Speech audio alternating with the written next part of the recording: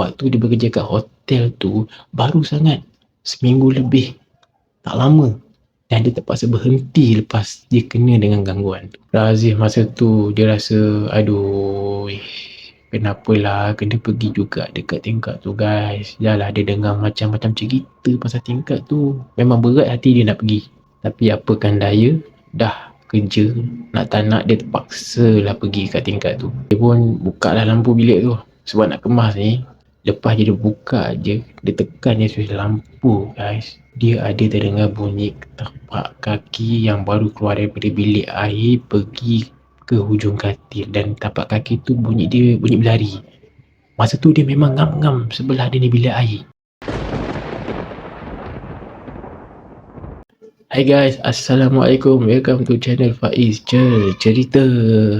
Guys, terima kasih banyak-banyak kepada korang yang sudi untuk menonton video ni. Aku harap macam biasalah, korang yang tengah menonton ni sudi untuk support sampai habis.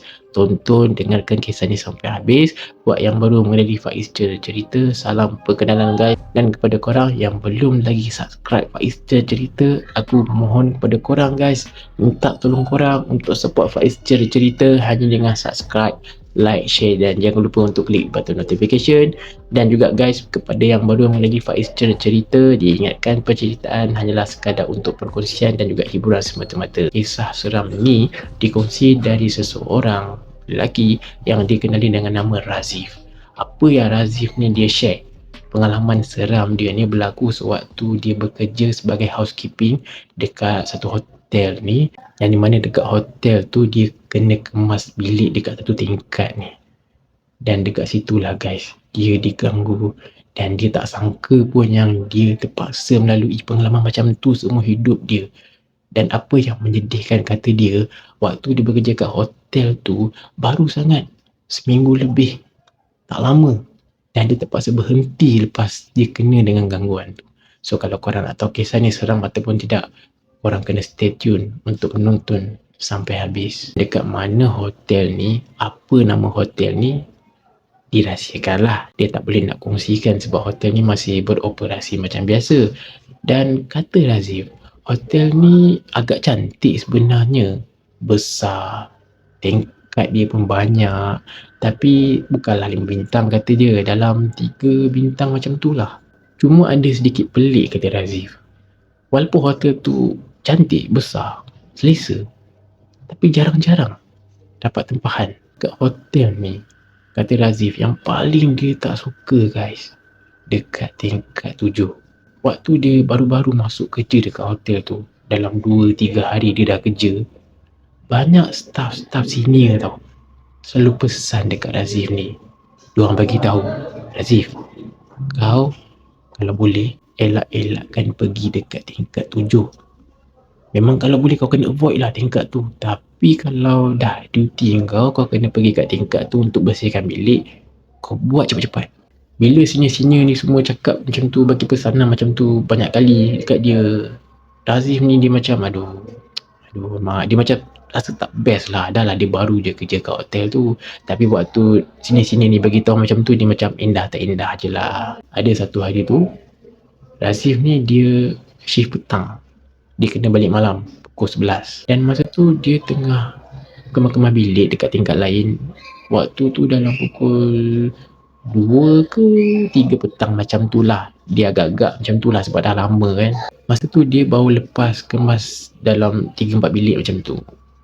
Tak lama kemudian, dalam bilik yang keempat kot, dan nak dekat habis dah kemas kat bilik tu, walkie-talkie dia berbunyi.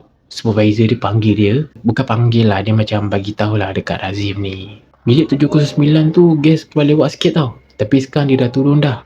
Kau pergi dekat bilik tu, kau pergi kemas sekarang tau, jangan lengah-lengah sebab nanti ada gas baru nak masuk. Razif masa tu dia rasa, aduh, kenapalah kena pergi juga dekat tingkat tu guys. Dah lah dia dengar macam-macam cerita pasal tingkat tu, memang berat hati dia nak pergi. Tapi apakan daya, dah kerja, nak tak nak dia terpaksa lah pergi kat tingkat tu. Lepas tu kan, bila pintu lift terbuka je guys, sampai dekat tingkat 7 tu, Razif dapat rasakan ada satu vibe yang memang seram jugalah. Dia dah rasa macam seram-seram sejuk. Dan Dia nampak pemandangan depan mata dia ni, dekat tingkat tu lah, macam satu pemandangan bangunan lama, bangunan terbiar.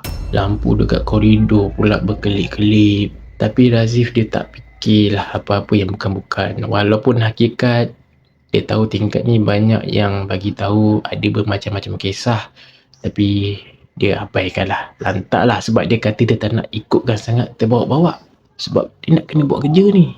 Dia keluar je daripada lift tu guys. Dia nak pergi ambil troli housekeeping. Troli housekeeping tu kat hujung sekali. Dalam beberapa langkah dia berjalan nak pergi ambil troli tu, tiba-tiba suhu dekat situ sejuk, tak macam biasa. Pada masa tu juga guys, ada naiknya satu bau. Dia kata bau tu bau kapet, tapi kapet tu macam basah dan bercampur dengan bau ubat-ubat hospital. Memang masa tu Razim ni dia rasa macam ni kalau ikutkan hati, yelah dia rasa nak belah lah, sebab dengan bau macam tu semua. Tapi yelah, dia rasa macam tersepit pasal ni kerja kan, nak kena buat jugalah. Dia pun ambil lah troli housekeeping tu, dia pun pergilah dekat bilik 709. Bila dia masuk je dalam bilik 709 tu, dia buka je pintu, bilik tu gelap, langsir bertutup. Tapi dia rasa macam ada sesuatu lah yang tak kena. Apa yang tak kena tu dia bagi tahu. Kan katil hotel, lepas guest dah check out, dia bersepah-sepah sikit kan. Memang bilik tu waktu dia tengok memang taklah rapi, memang ada bersepah-sepah. Tapi dekat bahagian katil tu, bantal-bantal disusun elok. Dia rasa macam bukan bilik orang baru lepas check out. Sebab nampak rapi sikit lah bilik tu, sebab dia dah banyak kemas bilik-bilik yang ada kat situ. Tapi bilik tu lain. Dia ada part-part yang memang kemas dan tersusun elok. Dalam fikiran Razim masa tu dia positif lah. Mungkin guest tu dia, yelah, dia kemas-kemas sikit lah kot. Dia pun buka lah lampu bilik tu, sebab nak kemas ni. Lepas je dia buka je, dia tekan je switch lampu guys, dia ada terdengar bunyi tapak kaki yang baru keluar daripada bilik air pergi ke hujung katil. Dan tapak kaki tu bunyi berlari. Masa tu dia memang ngam-ngam sebelah dia ni bilik air. Dia buka je lampu, pap, terus bunyi tapak kaki macam kalau korang pergi bilik air, kaki basah, macam tu lah dia ada bunyi dia tu. Memang dia nampak kat lantai pun dia tengok memang ada sikit-sikit basah-basah menuju ke katil belah sana. Masa ni Razif dah macam kejang guys, kaku kejap, sebab itu memang real, sebelah dia je. Tapi dia kuatkanlah semangat. Dia bacalah apa yang dia tahu dalam hati. Dia buat tak tahu je lah. Dia pun ambil towel kotor, dia masuk dalam beg laundry, dia tarik cadar apa semua, kemas-kemas. Ada satu part tu, waktu dia tengah kemas-kemas tu, dia kena tunduk. Waktu dia tunduk tu, tiba-tiba ada bunyi kriok. Dia pun mencarilah terus. Yelah, mana datang bunyi tu kan. Bunyi tu datang dekat dari almari. Tapi bila dia pandang je almari tu, bunyi tu pun terus senyap. Razif pun tak buang masa lah, dia buat tak tahu lagi. Dia pun samalah kemas-kemas. Tengah-tengah dia berkemas apa semua tu, bunyi lagi. Tapi bunyi dia macam pintu almari tu terbuka guys. Pintu almari masa tu dekat bilik hotel tu, dia bukan yang slide tau. Dia macam ada pintu tu, nampak jelas.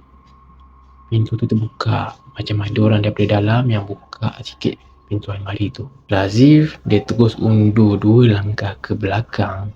Dia ambil walkie-talkie dia. Dia terus cakap dengan supervisor dia.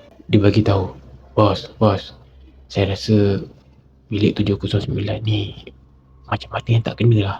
Dan keluar bunyi dekat toki-toki tu, bunyi yang macam berdesir, macam Tapi bila Razif dengar betul-betul, walaupun bunyi macam tu kat walkie-talkie, ada satu suara menyahut. Yang peliknya bukan suara bos dia, pasal bos dia, supervisor dia tu lelaki. Tapi suara yang dia dengar dekat walkie-talkie tu suara perempuan. Dan dia dengar suara perempuan tu berkata, Tak apa, buka je almari tu. Dan masa tu Razif memang dah dapat detect yang di mana suara tu bukan datang dekat walkie-talkie tu, tapi dia datang dekat dalam bilik tu. Ada kemungkinan dekat almari tu. Razif terkaku kejap guys. Memang kaku punya masa tu. Dalam 3 minit macam tu lah. bulu roma dia semua dah naik satu badan, jantung dia dah rasa macam nak pecah. Dia nak bergerak masa tu tau, memang nak lari dah ni, tapi seakan macam ada yang menahan dia. Dan tak lama kemudian, dengar dekat dalam bilik air shower dibuka dengan sendirinya. Razif pun kuatkan hati dia takut, tapi nak pastikan betul-betul. Dia pun menjenguk sikit lah dekat dalam bilik air tu. Betul ke terbuka sendiri kan?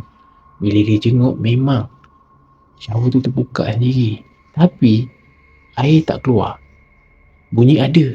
Dia pun memberanikan diri masuk dalam bilik air tu untuk periksa lah. Dia cek. Tengah cek tu, dia terpandang cuma dalam bilik air tu. Dan korang tahu apa yang dia nampak? Dia tu kan nampak macam ada satu kelibat melintas guys. Razif pun ganjak lah dia nampak benda macam tu.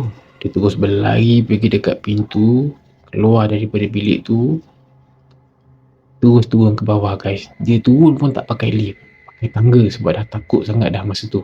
Dia turun bawah, dia bagi tahu dekat supervisor, dia cakap, "Bos, tolong bos, bilik tu ada yang tak kena, saya tak boleh nak kemas, tak boleh nak habiskan." Tapi bos dia masa tu macam percaya tak percaya. Bos dia rasa macam Razif ni macam malas nak buat kerja, nak siapkan bilik tu. Sebab dekat tingkat masa tu dia seorang je, jadi bos dia anggap macam kau ni malas ni kan. Lepas tu kau buat alasan macam gini. Razif bagi tahu reaksi bos dia macam tu lah, respon bos dia. Dan bos dia suruh dia sambung naik balik pergi kemas. Razif tak peduli lah, dia takut sangat, takut jadi gangguan yang bukan-bukan. Dia keluar daripada hotel tu guys, balik rumah. Supervisor dia pula, dia rasa tak puas hati tau. Dia rasa macam apa yang tak kena dengan bilik ni? Betul ke kan apa Razif ni cakap? Bos dia, apa yang Razif bagi tahu ni, kawan dia bagi tahulah dekat dia lepas dia balik tu. Kawan dia bagi tahu bos dia, supervisor tu, naik dekat tingkat 7 tu pada malam tu. Dan dia tengok dekat dalam bilik tu normal. Supervisor dia nampak bilik tu tak macam apa yang Razif tu bagi tahu. Supervisor dia masa tu macam confused lah kan. Ni Razif ni betul-betul buat cerita ke ataupun apa benda yang berlaku ni kan. Di sebaliknya, supervisor dia ada berbual lah dengan satu staff senior, yang di mana staff ni memang lama dah kerja kat situ. Sebelum supervisor ni masuk lagi dia dah kerja situ dah. Dia pun berbual dengan staff tu, tanya, dekat tingkat 7 ni apa yang tak kena dekat bilik tu? Apa yang berlaku sebenarnya ni? Si Razif tu balik macam tu, tak nak sanggup buat kerja, takut sangat kata dia. Staff tu pun bagi tahulah dekat supervisor ni. Dia share lah cerita apa yang pernah berlaku kat bilik tu. Dia cakap lah, bilik tu sebenarnya dulu-dulu lah pernah ada berlaku satu insiden ni, di mana ada seorang wanita Chinese, dia bunuh diri dalam bilik tu. Dia gantung diri dalam almari. Sejak kejadian tu, bilik tu memang ada bermacam-macam gangguan. Bila supervisor dia dengar je staff tu bagi tahu macam tu, dia rasa macam barulah dia percaya apa yang Razif ni lalui, patutlah nampak takut sangat. Dan supervisor dia nekat yalah berbincang juga dengan pihak atasan yang lain, bagi tahu yang di mana bilik ni diorang terpaksa kunci lah. Maksudnya tak dibenarkan untuk mana-mana pengunjung datang untuk duduk. Sebab ialah pernah berlaku kejadian macam tu, jadi tak naklah berlaku pada tetamu. Nanti tak pasal-pasal reputasi hotel tu akan jadi lagi teruk. Apa yang berlaku pada Razif pula, lepas minggu kejadian tu, dia terus berhenti kerja guys. Dia kerja tak sampai sebulan, baru seminggu lebih. Dan lepas minggu kejadian tu, dia hantar surat dan dia berhentilah. Dia takut. Jadi guys, untuk korang yang sudi untuk menonton video ni, kalau ada nak komen apa-apa, nak nilaikan pasal kisah ni, korang boleh komen dekat ruang komen di bawah. Kalau korang nak sharing sedikit pengalaman korang, kalau korang pernah menginap dekat hotel-hotel yang pernah berlaku apa-apa kejadian misteri mistik ke, nak dikongsikan secara ringkas, boleh komen juga. Kalau korang nak kongsikan pengalaman seram korang yang panjang lebar tu, korang boleh emailkan jadi Faiz Cerita atau boleh DM je Faiz Cerita. So guys, terima kasih banyak-banyak kepada korang yang sudi untuk menonton video ni. Aku minta maaf banyak-banyak jika ada salah silap, kesilapan sepanjang video ni, dan aku akan cubalah perbaiki sikit-sikit apa yang aku mampu untuk bagian terbaik buat korang semua yang sedia untuk menonton video yang ada di Faiz Cerita. So guys, jangan lupa bantu support guys. Pada yang belum lagi subscribe, bantu support, subscribe, like, share, dan jangan lupa untuk klik button notification. So guys, itu saja untuk dalam video kali ni. Sekian dari Faiz Cerita. Stay tune, support Faiz Cerita. Stay tune untuk next video guys. InsyaAllah. Beremang sampai pagi. Assalamualaikum.